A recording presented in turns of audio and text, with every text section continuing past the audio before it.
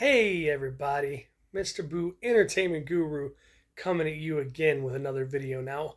Over Thanksgiving weekend, I have watched Black Friday on Black Friday, and last night I watched WWE Survivor Series War Games. So if you want to watch the review on WWE Survivor Series War Games, you are in the right spot. And I'm going to do it all as if I'm a wrestler giving a promo. So get ready to feel the energy, baby. Let's get into it. Mr. Boo. Oh, yeah. Saturday night, November 25th. Last night in one of the greatest states there is, Illinois, in one of the greatest cities there are. It's a windy city. It's a punk city. We had WWE War Games, and they brought it. 5 matches to review, and there will be spoilers. And don't come at me if I spoil anything, because I just told your brother there is a spoiler alert, and it is happening right now. So don't come at me in the back. Don't come at me down here at the ring. I will put you in your place. I gave you a warning. That's all you're getting, brother. And oh yeah, 5 matches, and number 1 started off with an Extreme Presence. This women's war game match I slapped up there on the screen. Ooh, yeah. They started with the most explosive match they possibly could think of. 4v4. The team of Damage Control, which is Bayley, Io Sky, the Pirate Princess Kairi Sane, and the insane Asuka. And they were taking on the team of the man Becky Lynch, the EST Bianca Belair, Shotzi, and certainly not last, not least, but number 1 in a lot of people's hearts, because she is the queen and she is the daughter of a legend. And woo! We had Charlotte freaking Flair. Ooh, and I'm just getting started telling you about this one, because Charlotte Flair and Becky, ooh, they've had their history. Hell, they've had their present, and I'm dang sure that they're going to have their future. But they got along, they got together. There was even a moment of like, are we going to just put it aside, or are we going to go at it ourselves? But they overcame Io Sky, taking to the sky like she does. Trash can over her body, becoming a human projectile off of the steel cage onto almost everyone in that match. It was a sight to behold. But let me tell you, Charlotte wasn't going to be upstage. No, Charlotte Flair climbed that cage. And she did what Charlotte does, and she moonsaulted. That is a backflip for those of you that don't know. Backflipped onto everyone from the top of the steel cage. We had weapons, we had high-flying action, we had brutality, we had everything being used as a weapon. The cage itself, kendo sticks, chairs, trash cans. We even had tables. That's right, Becky Lynch ended this match and won it for her team. The man, Becky Lynch, took Bayley to not the first rope, not the second rope, but all the way to the top. And let me tell you, that manhandle slam, that manhandle drop through the table ended it all. It sealed the deal. 1, 2, 3. And may the best team of women win. And they did. And there they are, celebrating atop the War Game structure. That is a 5-star match. That is an epic match. That is a match that will now go down in history. Now we go on to match 2. Let me put it up there. Let me put it right up there for you. Ooh, this match gets under my skin. Ooh, let me tell you why. Because Gunther, IC champion, Intercontinental champion for 500 days, versus The Miz, and The Miz is awesome. Well, he wasn't all that awesome. Mike, The Miz Mizanin, Gunther, it could have been a great match. But it was just Gunther doing what Gunther does, and Gunther comes out 500 days plus, baby. Ooh, but it was alright, I guess. We're gonna give it like a 3-star review here, because at least The Miz was being The Miz, and it was giving people hope. It gave me hope with the low blow and the throwing Gunther into the turnbuckle that was exposed by The Miz. The Miz pulled out all stops. He was being The Miz to the Mizest, to the fullest. He tried to claw and cheat and climb his way to the top of the Gunther mountain. But ultimately, Gunther climbed to the top of that match. That's right. 500 days plus. Gunther is an IC champion going off 500 days and counting. 2 stars, though. I'll give it 3 because it's The Miz. First match is 5. Women's War Games blew me away. This one had potential. Kinda just settled. So we'll settle for 3 stars. Which brings me, talking about 3s, to the 3rd match. And let me tell you, I was disappointed. I got here to the arena tonight, and they told me Carlito had been replaced with Dragon Lee. Now, don't get me started. Don't. Because I'm not putting anything past Dragon Lee. This is Dragon Lee versus Santos Escobar. Dragon Lee stepped up, took Carlito's place, was defending the name of our Rey Mysterio.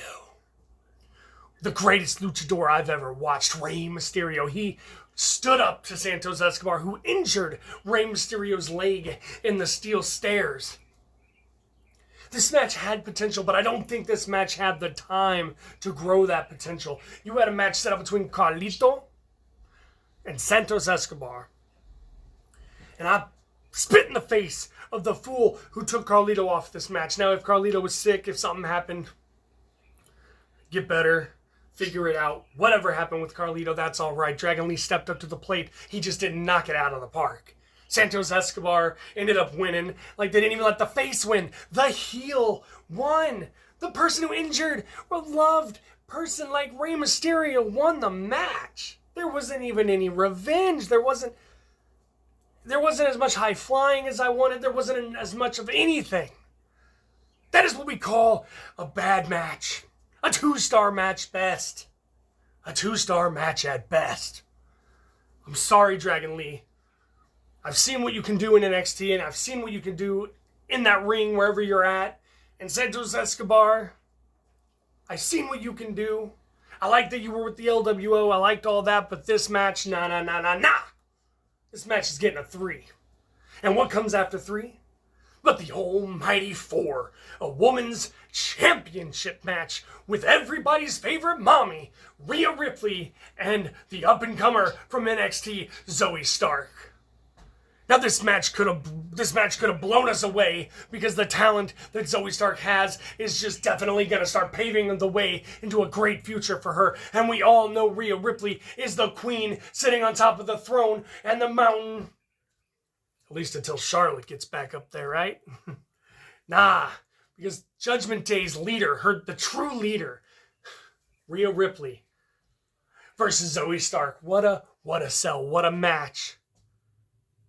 It was average. It was average, and it made me mad. Now let me tell you why I think it was average. Because I think it was just because everybody was saying Rhea Ripley hasn't defended her title. Well, neither has Roman Reigns. You don't hear anyone complaining about Roman Reigns. Or maybe you do. But I think this was all just because Rhea Ripley hasn't defended her title. They needed some match to fill in between the War Games, and so they were like, Rhea, you're going to defend your title. But this was more of a squash match. I think that it was more of a chance to see what Zoe Stark could bring to a Premium Live event, and good for her. She got a Premium Live event title match. Good for her. Good for Zoe Stark. That's looking great for her future. But I wanted to see a good match. I wanted to see a great one. And I thought both these women are built. Both these women are strong. Zoe Stark, not only is she strong, but she can flip and fly and all of that in between. No, Rhea Ripley squashed her. It wasn't even that long of a match. But hey, what can you say? Mommy come out on top, all right? I guess that's what they wanted. So I'm going to give this one a 3.5.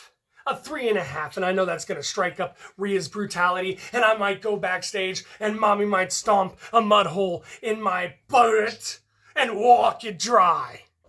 But that's all right, because that brings me to the last and final review, the last match from Survivor Series War Games, and let me tell you, it had some chills, some thrills, some weapons, some surprises, more than one in fact. Ooh, yeah, more than one surprise happened. Now let me get you into this. Let me paint this picture for you.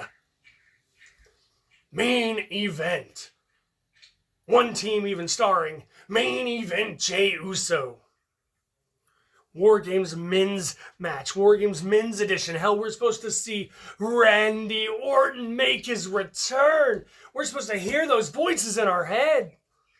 We have the Judgment Day with Finn Balor, Damian Priest, and JD McDonough finally stepping up. All right.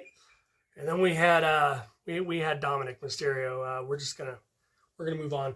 The other team though was great. It had main event Jey Uso. It had Sami Zayn.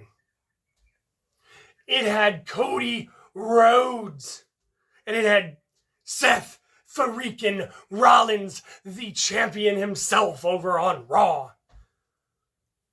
Well, that's 4-on-4. It's supposed to be 5-on-5, so who am I missing here, right?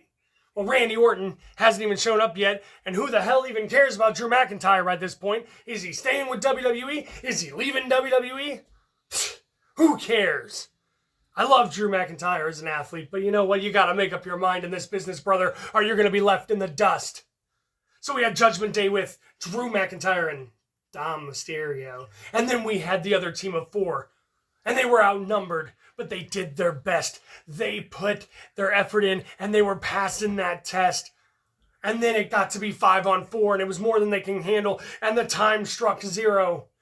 And Randy Orton appears. Randy Orton comes and evens the odds. And what made this match so great wasn't just that Randy Orton came back, but that Randy Orton on top of Seth Rollins hitting a hell of a stomp between the 2 rings on the steel girder that holds them together. But an RKO, they threw a man. They threw JD McDonough off the steel cell, off the cage, into an RKO out of nowhere, brother. It was out of nowhere, and you knew it was coming because Randy was a-looking, Randy was a-preparing, he was moving, and he got it. And then he gave it on over to Cody Rhodes with the Crossroads and the American Nightmare. Pinned 1, 2, 3. Won it for the team. And everyone was cheering, and it was great because Randy Orton was back. Randy came back and saved the day. Randy reconnected legacy. Randy and Jey Uso have had their problems in the past, but just like Charlotte and Becky Lynch, Jey Uso and Randy put it aside because Jey Uso saved Randy with a super kick in the match. So all was good, all was well. Game over, man. Right show over. Wrong. You're wrong, because this is Chicago, baby, and it's Punk's city. That is right. We have the return of CM Punk. Oh, when I heard the Cult of Personality hit, I had a mix of emotions, because I know his past, and I know what happened in AEW. But the man is a great in-ring performer. The man is great on the microphone. I mean, the man, the myth, the legend of Chicago. CM Punk returned. CM Punk! I wouldn't mind getting in the ring with you, Punk. Put a hell of a show on, right? Oh, yeah. But that is the end of my little rant and rave. I've talked too long. They're telling me I gotta go. I gotta stop yapping. Oh, just you wait. I'll lay the smackdown on you. I'll lay the smackdown on all of you. Let me finish this, because I'm Mr. Boo, Entertainment Guru, and finally, I am back on the YouTube with the WWE Survivor Series War Games review. So that last one, that one also got 5 stars. But what am I thinking of the whole thing? What am I thinking of all 5 matches and the 2 surprises? This is about a 4-star show, everybody. And that is only because the women brought it, and they brought it hard, and they brought it fierce, and they took us to the extreme. There was holy crap chants. I myself was chanting ECW. And then, of course, the men brought it pretty good, as it were. And they brought the athleticism. And then we had the 2 surprising returns. And at least we got to see Rhea actually defend a title. So I'm giving this 4 stars. Survivor Series 2023 War Games. You get 4 stars, brother. And that is it. Now, I gotta get myself back there. I gotta get ready. I gotta go to defend this title against some Rudy Poo candy ass. I'm gonna turn this title sideways. Ooh, shine it up real nice like The Rock would do. And stick it right where the sun don't shine. Mr. Boo Entertainment Guru, and I'm out. But I'm back as myself and not this Macho Man, Rock, Hulk Hogan version of myself. With CM Punk's return, I did want to say there was some video footage captured. Oh, that title belt was heavy. There's some video footage captured with CM Punk's return, and we all know that Seth freaking Rollins has had notably some issues with Punk in the past and has spoken out against Mr. Brooks's or CM Punk's return to the squared circle of WWE. And then I watched another person on YouTube today that I watched. I believe it was WrestleMania. Shout out to WrestleMania. I did not know that Drew McIntyre, before CM Punk even came out, left not only the ring, not only the backstage area, but he left the whole arena. We know that, like I said, and I was poking fun at him, I love Drew McIntyre, but he hasn't officially, I guess, given a long contract signing or something. So if he is really upset with them bringing CM Punk in, I would really hate to see Drew McIntyre go. Now, I don't know. Everyone was holding Seth back. Seth was flipping the middle fingers. He was flipping the birds. He was channeling Stone Cold Steve Austin back in our favorite era, the Attitude Era. And it wasn't shown. It was they were focusing on CM Punk, but he was also dropping some MFs. He was calling him a mother lover. Yeah, I'm gonna say a shout out to AK guy here on YouTube. Yeah, he was calling him a sexy mother lover, but without the sexy and without the lover part, it was more like a mother freaking Seth Rollins. And again, shout out to WrestleMania, because I also found out that with the people that were holding him back, which was WWE security, I think Sami Zayn was out there with him. From what I could see from the fans, this wasn't shown. Fans were filming it. But yeah, WrestleMania also said that not only were Michael Cole and his announcing broadcast partner, Corey Graves, holding him back, but that Triple H did himself come down and walk Seth Rollins out and away. Now, we know openly about the history that they have, and I'm not sure if this is a true thing. I'm not even sure why Drew McIntyre tucked tail and ran, or I'm not sure why. You would think if it was a shoot, if it was a story being planned out of real life animosity, like the whole Edge and Lita dating while she was supposed to be with Matt Hardy, and they turned into a great series, and the two, they put their differences aside and they pulled together for us fans. We don't know that, and we might not know that. I know that, again, they were told, before the match, some of them, I guess, this was very secretive. I would assume Drew knew, if that's why Drew left. And Seth Rollins, I'm not really sure why he would do that. I'm not sure if this is a real life situation or, like I said, a shoot based on a real life situation where this is going to be Punk versus Rollins. I know Rollins needs back surgery. That's also openly documented. So, hey, whatever happens from here, I'm guessing in the near future we will find out with Monday Night Raw coming up tomorrow. But this time, for real, as myself, I've been the Mr. Boo Entertainment Guru, and you know the drill about all the likes, subscribes, and bell stuff, so I ain't even going there. I'm just going to say, for right now, I'm out.